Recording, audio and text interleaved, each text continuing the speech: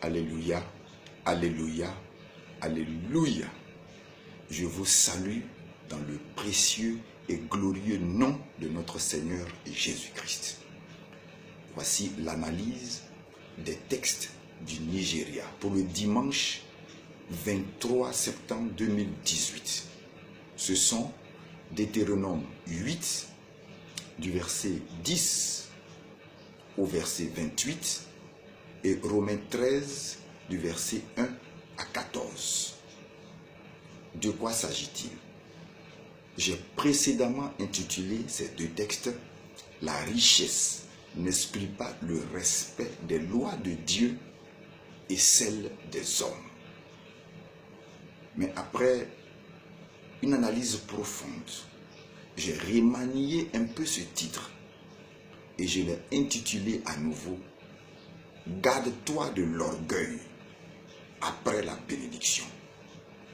Je le répète, garde-toi de l'orgueil après la bénédiction.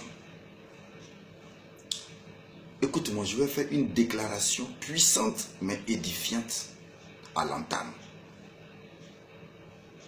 Certaines personnes sont bonnes parce qu'elles sont pauvres. Je le répète, certaines personnes sont bonnes simplement parce qu'elles sont pauvres. Savez-vous pourquoi Dieu ne bénit pas tout le monde?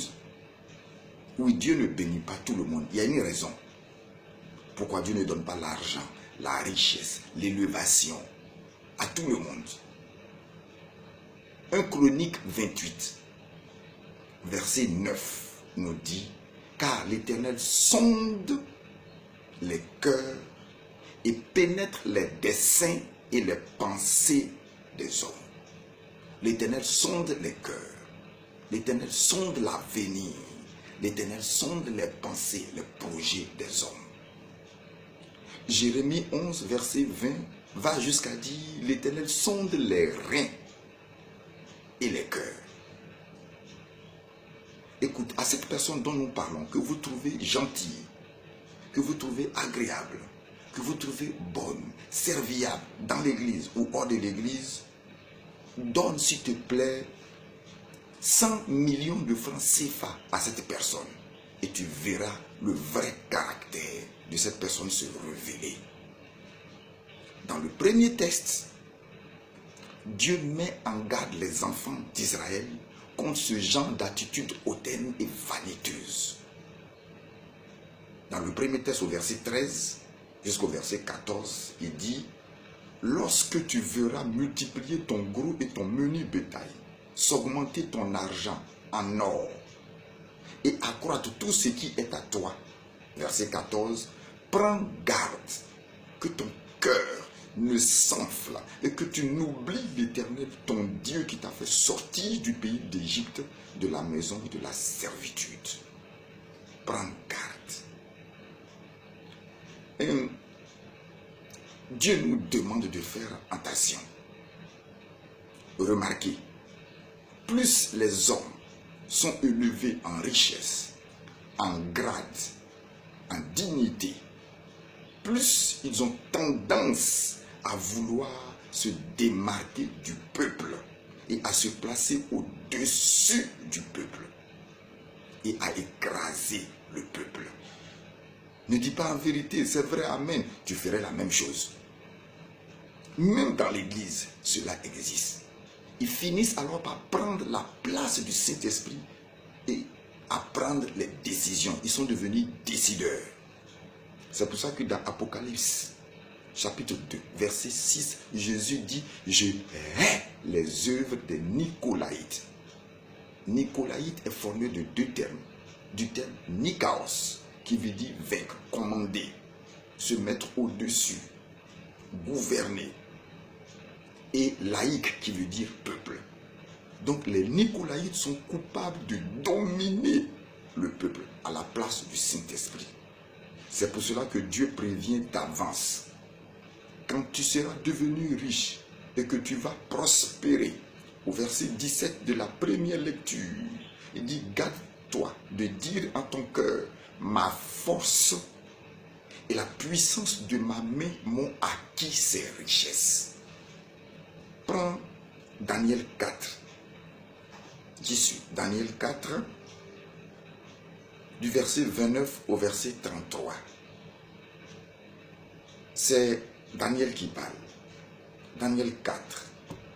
Ok, j'y suis.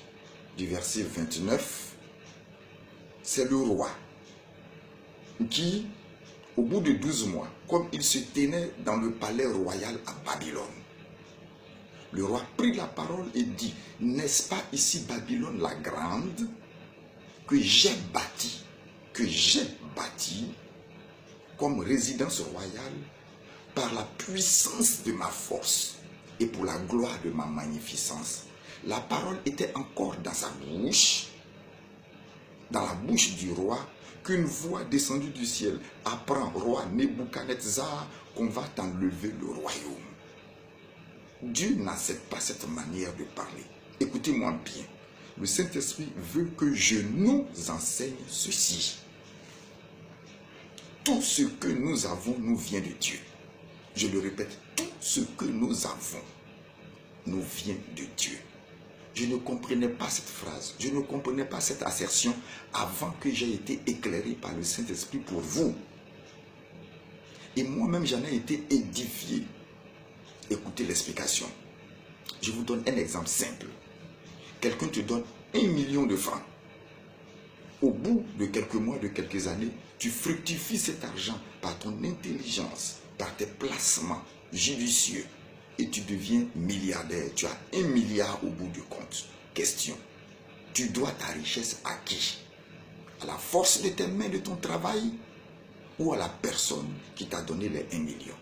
Si tu as du bon sens, tu réponds oui, c'est à mon bienfaiteur que je dois ma richesse.